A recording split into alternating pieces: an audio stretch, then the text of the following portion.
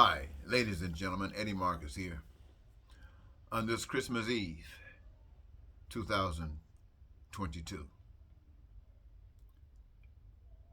I would like to share with you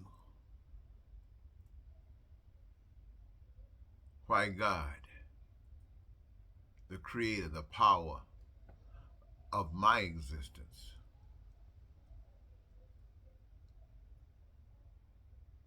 wanted me to live in poverty, chose me to live in poverty. I didn't know it, and I have lived in poverty. Ladies and gentlemen, what I want you to understand is this.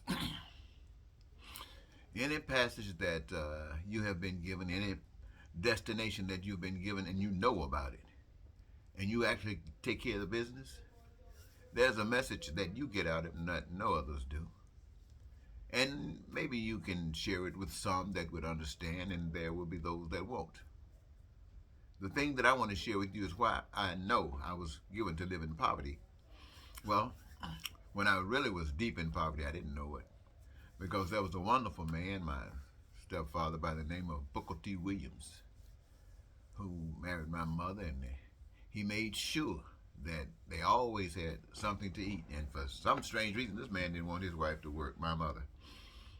And so he would work in the fields. In fact, they were living on a plantation. And my being with my parents at this time, it was only temporary because I really was being raised by my great great grandparents.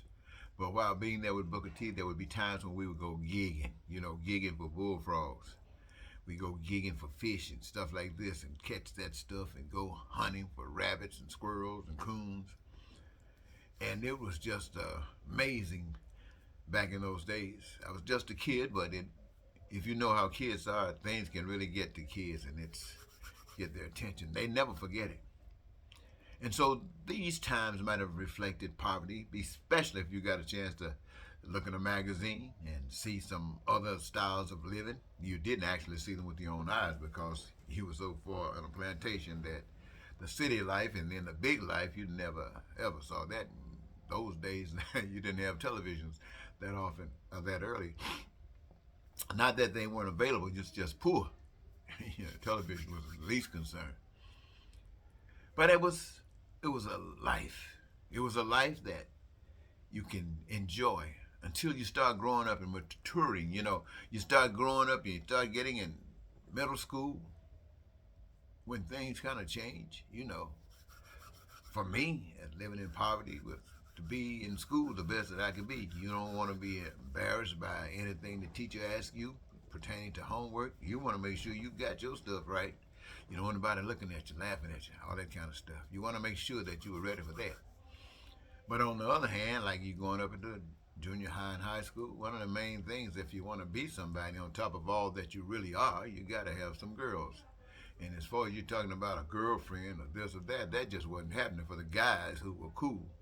Guys like Jesse or Sam or Tommy, Jack, the name goes on and on. You got to have several girlfriends. Now, I'm not uh, trying to say that's fantastic. I'm just saying that's the way it was. You didn't have a girlfriend or just one girlfriend, you slow. And so then you go on, and here I am now, living with my great grandparents and their son. My great uncle is my real guardian. Well, not real guardian, but he's the guy that you respect, or I respect, because he's a professional in the family, you know. And it happens that one day, out of all the things that I can think about during that time, and there were a couple that I think are important that I share with you. Once I stole some money. I'm breaking, skip, I'll get back to this in a minute. I wanted to impress a girl. I think I was sixth grade, and it was having May Day. And at May Day, you had a plat the maypole, and the Indians come out and throw knives at people and miss them. And this time I wanted to buy my girlfriend, not my real girlfriend, but a girl I liked. I wanted to buy her a Coca-Cola. and a hot dog. Back in those days, a Coke cost 6 cents, a hot dog cost a dime. But we didn't have any money like this, be throwing away on stuff like that. So the one particular night, I tried to steal a dollar out of my great grandfather's wallet, and the wallet was so thick, I thought I'd get two. And then the wallet was still thick, I thought about getting three. $3 wouldn't hurt him. He wouldn't even miss it. Well, the next day I found out I had 320s, $60, and here I am, sixth grade, just to show you how crazy that was. Well, I'm not going to even take you there. But the story was, I got the worst whipping. I got a slave whipping. You know, when you might have seen movies of how the slaves, masters would whip the slaves when they did something that was out of whack. I got one of those whippings. And you know what? I believe the thing that saved me was God, because these folks weren't letting up on me. And I just stopped crying and thought to myself, Lord, help me. And by the time I said that, the ropes broke. But the other things that happened in my life, ladies and gentlemen, that gave me the authority to understand that God is, and no doubt about that for me. So once I know that God is, then all of the belief goes aside. So I have to listen to God, and because I know the role that I have with God, and I know your and our role with God, and I know God is superior. And anyone that knows God knows that God is superior. So you give your allegiance to God and not to man, but you treat man like you want to be treated by God. Because now you, I am, we, a service of God. We do the things of God. I'm telling you, this is why God wanted me to grow up poor. But I wasn't just wanting to be poor. I wasn't thinking about that at the time. I wanted to go somewhere. I wanted to be somebody. So I ended up got a scholarship to go to college, majored in social science, and after I got out, went to Chicago, started working at various jobs, ended up with the Veterans Administration as a counselor. Got a chance to exercise the veterans when they were coming back from Vietnam and the things that they went through, their dependents, their survivors. Thinking about going out in the community, doing what you have to do as you play a part in the system's framework.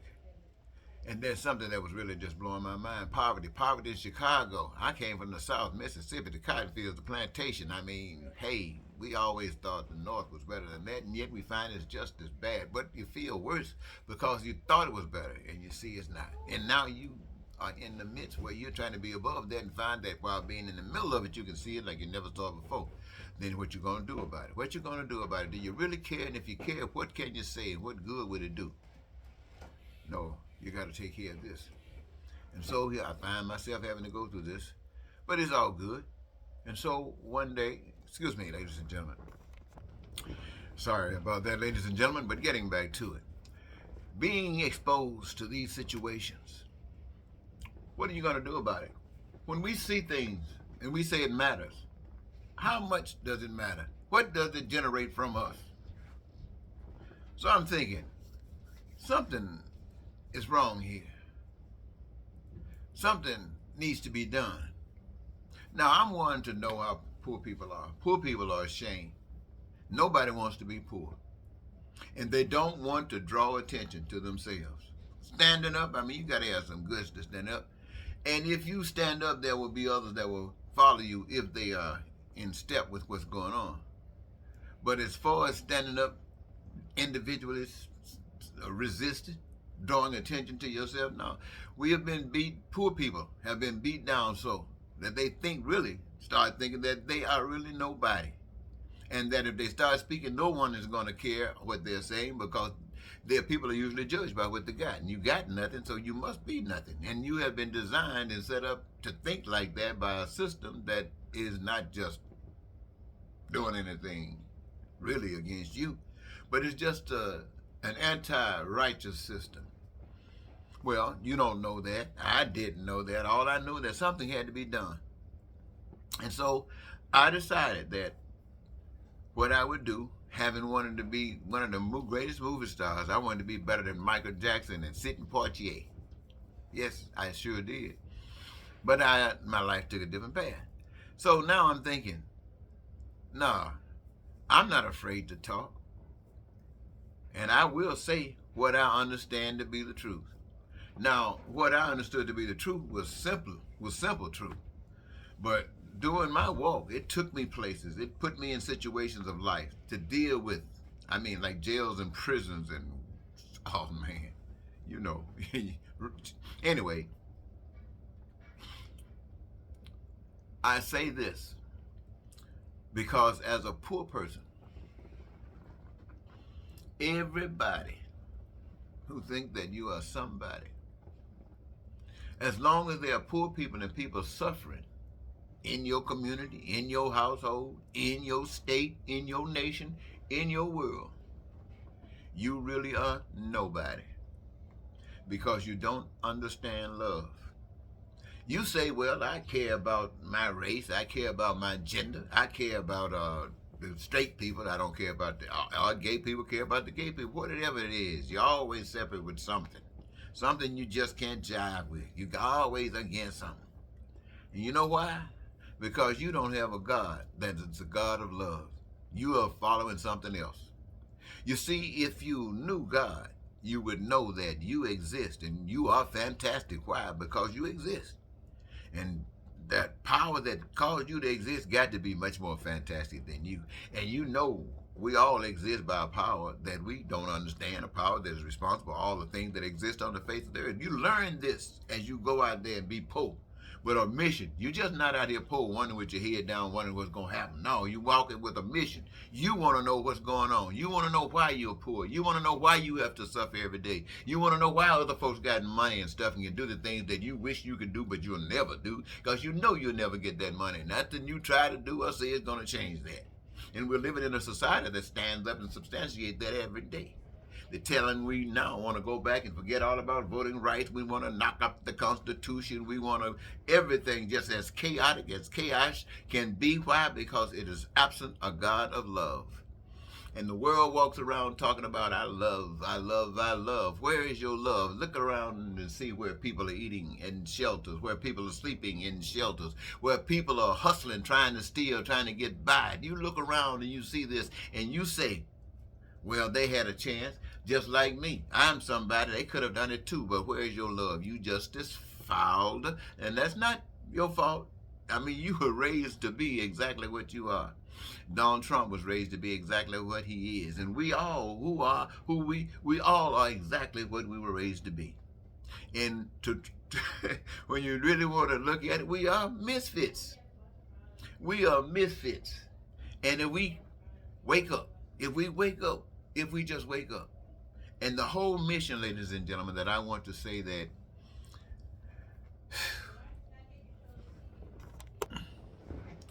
let me slow it down a bit. The whole message, speaking unspoken as an elder, is this.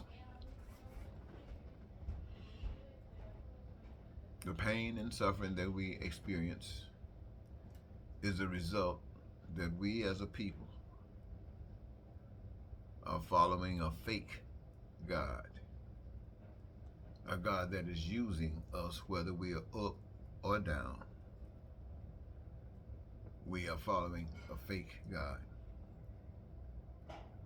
And that most of the messages that we receive come with that in mind. The purpose of it is to keep you just where you are because it's working just fine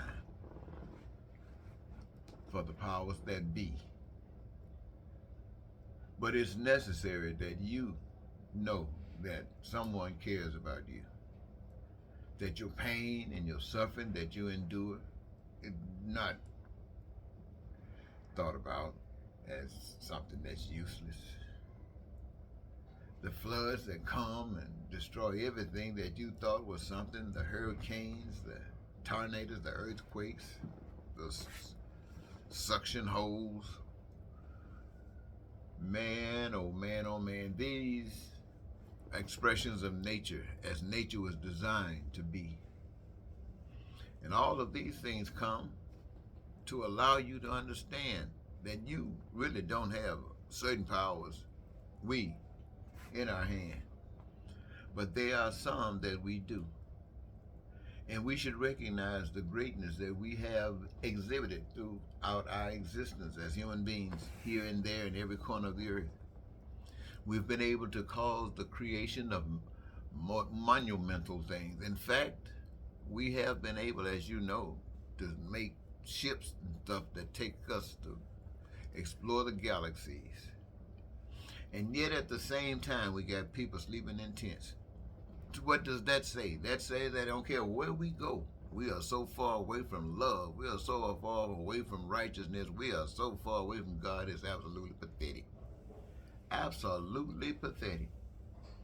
And we don't know it. We think if we can give a soup line that we're doing something, at least we're expressing our love. But our love is so thin. Somebody said, well, any part, however little love is, it's still an expression of God. But I'm trying to say, where is it? Where is it taking you? Where is it taking you? Does it make you? And does you, as an expression of that which it has made you be, is it evidence? And the truth of the matter is, by being out here in life, challenging everything, let me tell you something, ladies and gentlemen, I have been blessed. I was blessed because I don't have anything. I don't have anything, but I was blessed with a young lady. I say God put us together because she started out just a young lady, and things were kind of rough, but we were kicking it, and we kicked it, and then things changed. Things changed for us through her. She was, as far as I'm concerned, I don't know what she think about it, but as far as I was concerned, she was an instrument. You know, because we were going through something most people would not endure. And yet, whether it was hard or not, we've been this way for 40 years. And you can bet your last money somebody stayed together for 40 years. It ain't no joke. It ain't no joke.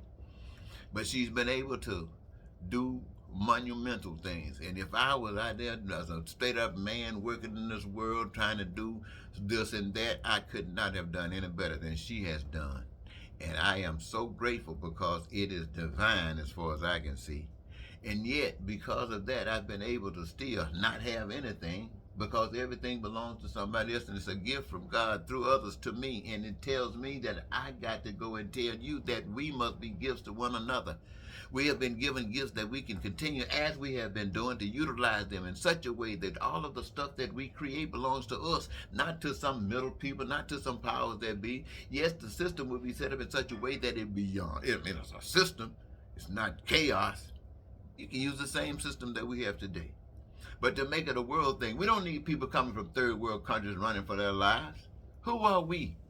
And I'm talking about people who know who God is.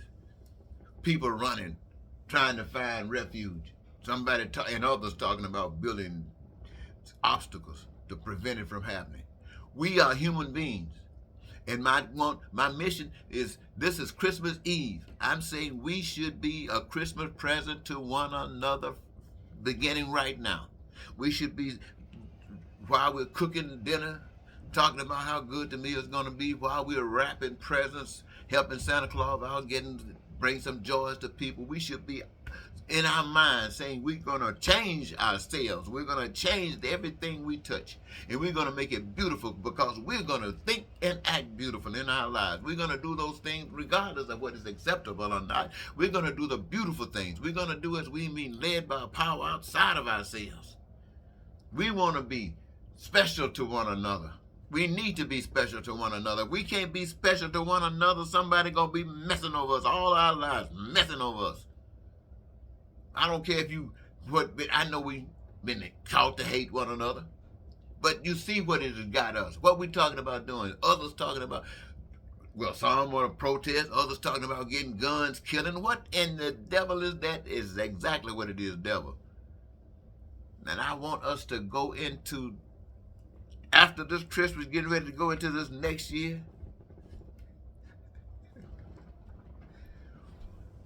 and only we can do it. We, the people who know God. Let me tell you, ladies and gentlemen, those who believe in God are not going to do that. You got to know God to do that. And when you know God and are doing that, then those that believe in God will say, wow. Then they will come and help you. They'll come out of that stuff that they've been taught, that's been keeping them locked up, and they'll start supporting what you're doing because they know you're going to be killed somewhere down the line if they don't hurry up and make a change, make this world change, make it better. Now, I don't want you to think that this is no game. This is no game, ladies and gentlemen. It's joy. It's joy, but it's a joy that comes from God. It's something that's special, something that comes to you. The world can't give it, and the world can't take it away. And people be saying, how you doing it? Well, you're doing it because you're loving it. You're loving it. You know people out there mad because you're trying to make sure they don't ever be hungry. You're trying to make sure that they can always have access to education. You want to make sure that they got a career that gives them their greatest joy. They mad. And that's exactly what they pray for every night. But you tell them in order for that to happen, they got to do more than talk. They got to stand and let the world know that that's what they want. And when they say that's what they want, they got to not settle for anything else. And then when you're thinking like this, you got to think of the way to be able to implement that. And that is by designing a way that does not hurt people, but brings peace and joy, not to just one, but to the other one as well.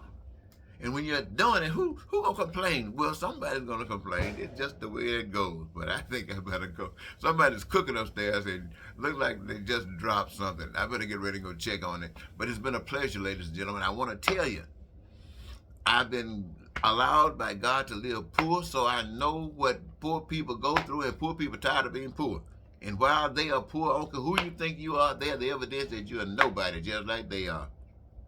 And it confirms what God is saying to you too. As long as poverty exists, you are nobody. I don't care what you're trying to do. I don't care what you're saying. You ain't nobody when people are hurting and you can do something about it and you choose not to. All over the earth. Beginning in your household. And it's the same thing that you do beginning in your household. It's the same strategy that you use for the city, the state, the nation, and the world. It's not a complicated matter. Oh, I thought I was finna close out. It looks like I was ready to start going again. Well, ladies and gentlemen, it's just a love fest, that's all. And until next time, this is Eddie Marcus saying goodbye for now.